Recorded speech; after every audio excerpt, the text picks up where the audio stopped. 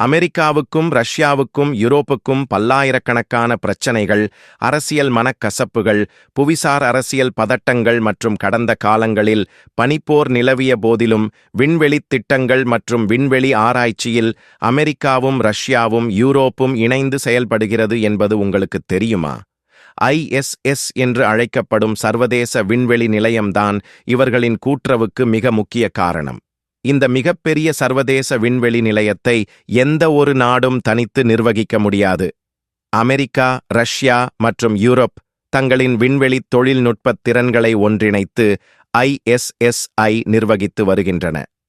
ரஷ்யாவின் சோயூஸ் ராக்கெட்டுகள் மற்றும் அமெரிக்காவின் தொழில்நுட்ப அறிவு இந்த கூட்டுறவுக்கு மிக அவசியம்.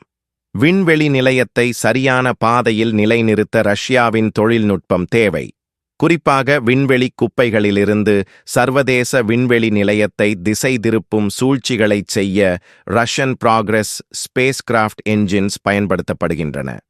உண்மையில் விண்வெளி நிலையம் சுற்றுப்பாதையில் சரியாகச் செயல்படவும் அவ்வப்போது உயரம் அதிகரிக்கவும் ரஷ்யாவின் பங்களிப்பு இன்றியமையாதது.